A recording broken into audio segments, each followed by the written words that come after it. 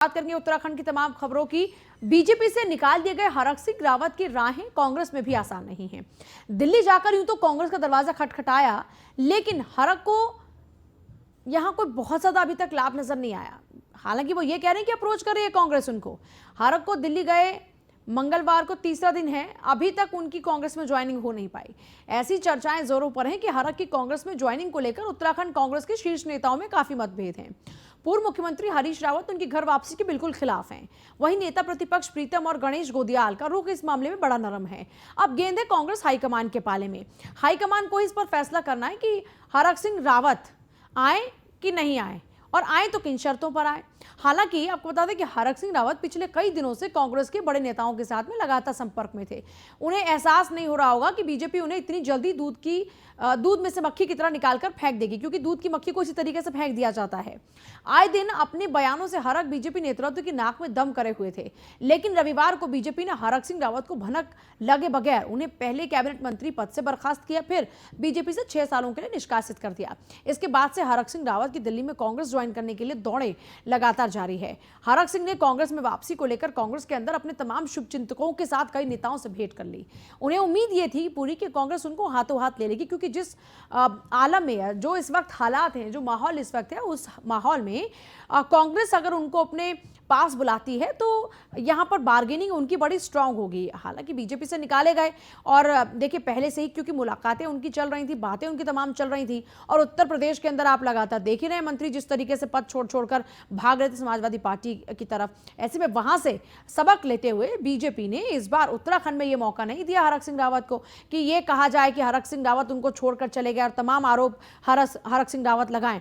तो ऐसे में पहले ही मौका पाते हरक सिंह रावत को पार्टी से निष्कासित करने का फैसला बीजेपी ने कर लिया और मोर्चा पहले मार लिया। अब ऐसे में हरक सिंह रावत की कांग्रेस में ज्वाइनिंग को लेकर लगातार जो स्थिति है वो बड़ी डाउटफुल बनी हुई है, क्योंकि हम जैसा लगातार आपको बता रहे हैं कि जो उत्तराखंड का कांग्रेस के नेता हैं, उत्तराखंड कांग्रेस के तमाम जो शीर्ष नेता हैं, वो ये बिल्कुल नहीं चाहते हैं कि अब यहां पर आए हरक सिंह रावत। मुख्यतः हरीश रावत वो हैं जो नहीं चाहते कि उनकी वापसी इस तरफ हो।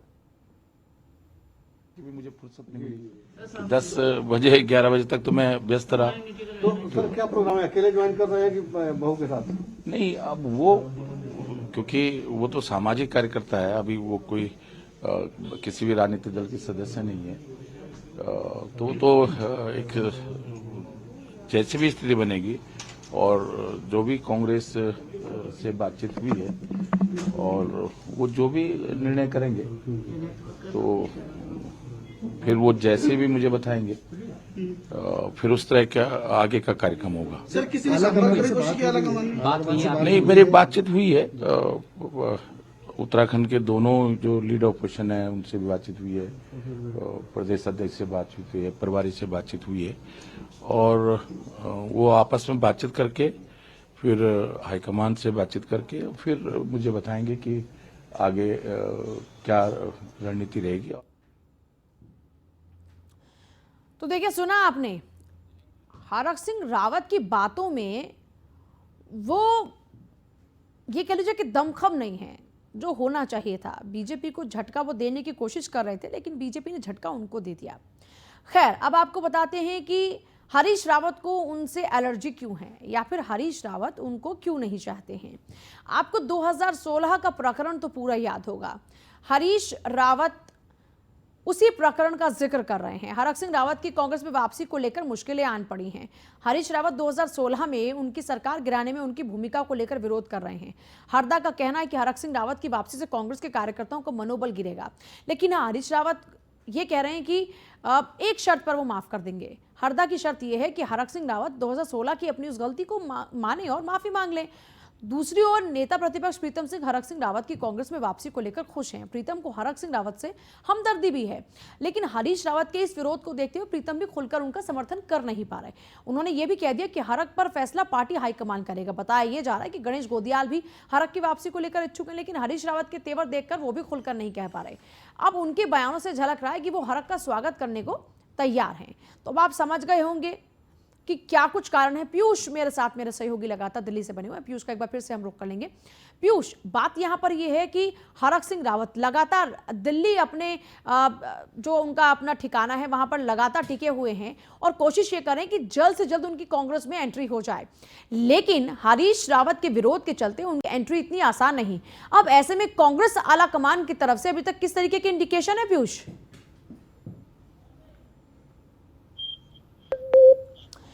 पीयूष से हमारा संपर्क हो नहीं पा रहा, लेकिन फिर से आपको बता दें कि बीजेपी से आउट होने के बाद में कांग्रेस में इनकी कोशिश कर रहे हरक सिंह रावत की आवाज में वो कॉन्फिडेंस, वो दम अभी नजर नहीं आ रहा। इससे समझा जा सकता है कि तीसरे दिन भी लगातार दिल्ली में डेरा डाले बैठे हुए हरक सिंह रावत को अब तक कोई पॉजिटिव इंडिकेशन मिला नहीं कांग्रेस की तरफ से। पीयूष जुड़ गए मेरे साथ, मेरे सहयोगी एक बार फिर से। पीयूष, दिल्ली में लगातार डेरा है, पर उसके बावजूद भी अब तक सवेरा नहीं है हरक सिंह रावत के लिए। अब भी सिर्फ इंतजार कर रहे हैं और जिंदगी में अभी सिर्फ सांझ का वो सूरज है जिसके उगने का इंतजार है हरक सिंह रावत को। जी बिल्कुल ठीक कहा आपने। देखिए, जिस प्रकार से हरक सिंह रावत ने भारतीय जनता पार्टी पर कोशिश की थी प्रेशर पॉलिटिक्स करने की और दबाव बनाने की, लगातार आप देखिए खबरें करीब करीब 3 से 4 महीने पहले से आ रही थी कि हरक सिंह रावत भारतीय जनता पार्टी से नाराज है, छोड़ सकते हैं, लेकिन मान मनोवल का वो दौर हरक सिंह रावत के साथ भारतीय जनता पार्टी करती रही। आखिरी दौर पर कोटद्वार में जो मेडिकल कॉलेज हरक सिंह रावत मांग रहे थे उसको भी कहीं ना कहीं पार्टी ने दे दिया, लेकिन पार्टी अब की बार चाहे वो उत्तर प्रदेश का चुनाव हो या उत्तराखंड चुनाव हो, वो कह रही है कि एक परिवार में एक से ज्यादा टिकट नहीं दे सकते हैं। वो उस रणनीति पे भारतीय जनता पार्टी चल रही है। ऐसे में हरक सिंह रावत की डिमांड जो थी वो 2 सीटों को और लेकर थी, करीब करीब 3 सीटों वो मांग रहे थे, जिसमें वो खुद थे, एक अन्य थे और उनकी जो पुत्र वधु है अनुकृति गोसाई, उनके लिए वो टिकट भारतीय जनता पार्टी से मांग रहे थे।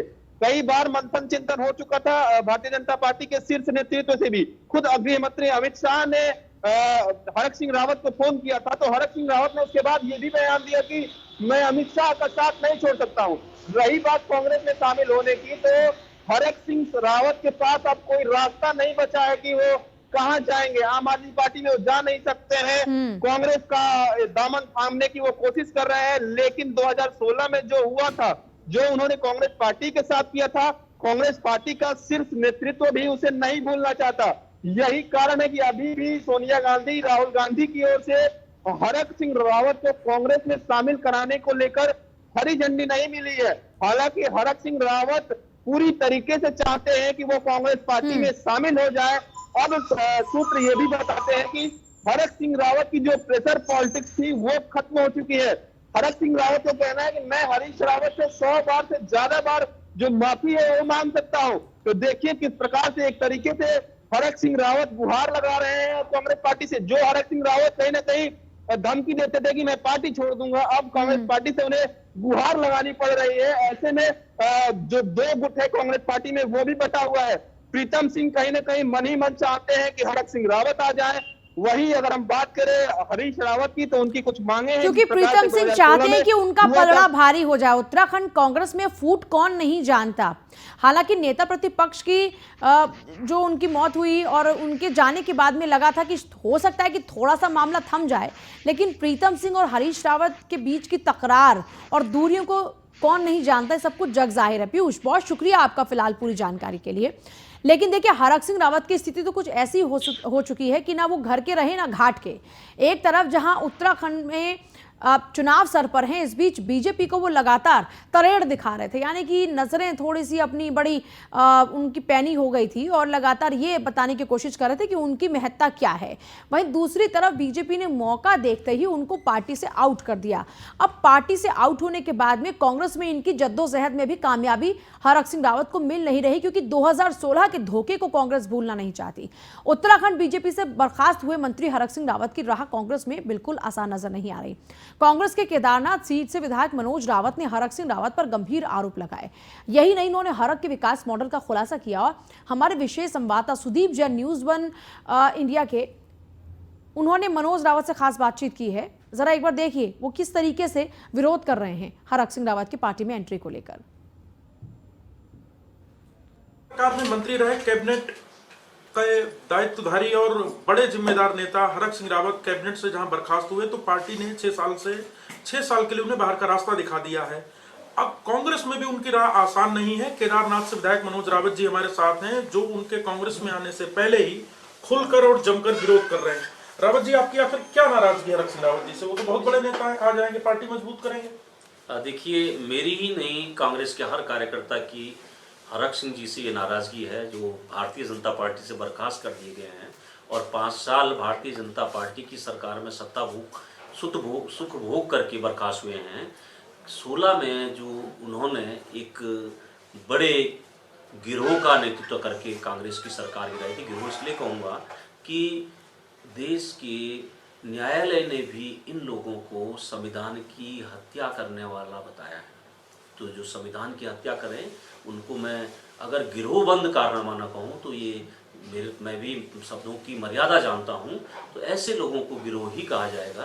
तो उस गिरोह का वो नेतृत्व कर रहे थे, उन्होंने कांग्रेस को बहुत अधिक नुकसान पहुँचाया। तो ऐसे व्यक्ति का जब अब वो आज कांग्रेस भारतीय जनता पार्टी की सरकार से बर्खास्त हो गए हैं, कांग्रेस के प्रति बिना बात के प्रेम अगर दिख रहा है तो कांग्रेस के हर कार्यकर्ता का, जिसमें मैं भी हूँ, विरोध बिल्कुल स्वाभाविक है। ये विधायक हमारे साथ मनोज रावत जी थे, जो केदारनाथ सीट से कांग्रेस के विधायक हैं। कैबिनेट मंत्री जो कि बर्खास्त हो चुके हैं हरक सिंह रावत, उनकी स्थिति मौजूदा समय में ना खुदा मिला ना विसाले सनम जैसी है। और रावत जी ने एक और बहुत बड़ी बात की है कि आने वाले भविष्य में दिन की कोई जांचें खुली तो पार्टी के उन नेताओं को भी सतर्क रहना होगा जो आज इनके पैरोकार हैं। कैमरामैन राजन बड़ोला के साथ सुदीप जैन, न्यूज़ 1 इंडिया, देहरादून। पूर्व सीएम और उत्तराखंड में कांग्रेस के प्रचार अभियान के प्रमुख हरीश रावत ने साफ कर दिया कि हरक सिंह को पहले अपनी गलती की माफी मांगनी होगी, उस गलती को स्वीकारना होगा, तभी उनका पार्टी में स्वागत होगा। हरीश रावत ने कहा कि अगर हरक सिंह कांग्रेस पार्टी छोड़ने की अपनी गलती स्वीकार करेंगे तो हम उनका स्वागत करेंगे। हरीश रावत ने यह भी कहा कि हरक अभी कांग्रेस पार्टी में शामिल नहीं हुए हैं, कई मुद्दों पर विचार करने के बाद ही पार्टी कोई फैसला करेगी।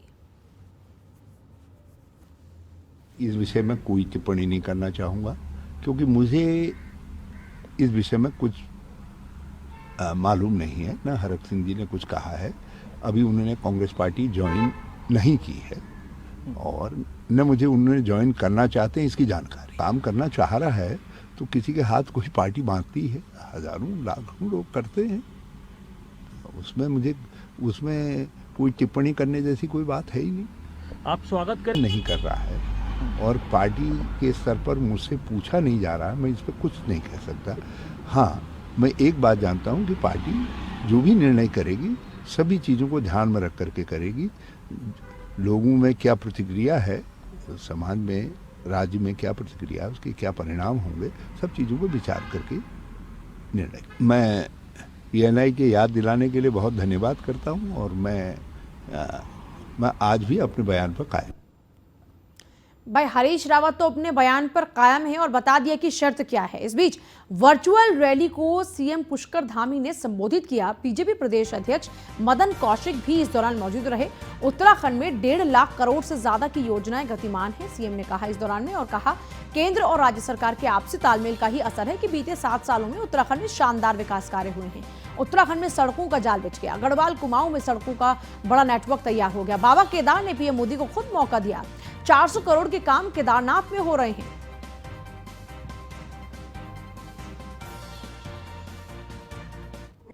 पिछले 5 वर्षों में 2017 से 2022 तक की ये यात्रा पूरी हुई है। इस यात्रा में विकास के नए नए सोपान स्थापित हुए हैं, नई नई सीढ़ियां चढ़ी गई हैं, विकास की रफ्तार तेज हुई है। पिछले अगर 5 सालों की हम बात करें तो उत्तराखंड के अंदर 1.5 लाख करोड़ से भी ज्यादा की योजनाओं की स्वीकृति प्राप्त हुई है। और ये योजनाएं इसलिए स्वीकृत हुई हैं, ये योजनाएं इसलिए धरातल पर उतरी हैं क्योंकि आप लोगों ने 2014 में देश के अंदर एक ऐसी सरकार बनाई जिस सरकार ने लगातार विकास के कदम बढ़ाने का काम किया है। आपने 2014 में देश के प्रधानमंत्री के रूप में नरेंद्र मोदी जी को चुना है। 2017 में आपने यहां पर प्रचंड बहुमत की भारतीय जनता पार्टी की सरकार बनाई है। 2019 में आपने पुनः देश का प्रधानमंत्री नरेंद्र मोदी जी को बनाने के लिए फिर से यहां से आपने अपना आशीर्वाद दिया है। भाइयों बहनों, उसका नतीजा है कि पिछले 7 वर्षों में उत्तराखंड के अंदर लगातार इतने सारे काम हुए हैं। चाहे आज हम किसी भी क्षेत्र की बात करें, आज अगर हम सड़कों की बात करते हैं, आप देखिए कि पूरे उत्तराखंड के अंदर सड़कों का जाल बिछ गया है। चाहे आज 4 धाम ऑल वेदर रोडों की बात हो, या हम दिल्ली से देहरादून जाने की बात करें, या दिल्ली से हरिद्वार की बात करें, देहरादून से हरिद्वार की बात करें, हरिद्वार से हम नजीबाबाद, धामपुर होते हुए काशीपुर और रुद्रपुर की बात करें, या उससे आगे जाकर हम खटीमा से टनकपुर होते हुए पिथौरागढ़ तक जाने की बात करें। और अभी अभी हमारे बीच में हमारे सड़क परिवहन मंत्री जी पिछले दिनों खटीमा आए थे। उन्होंने कहा कि आने वाले समय में कैलाश मानसरोवर तक की यात्रा सड़क मार्ग से होगी और बहुत सुविधाजनक होगी, बहुत आसान होगी। कर्णप्रयाग से हल्द्वानी का उन्होंने मार्ग बनाने की घोषणा की है।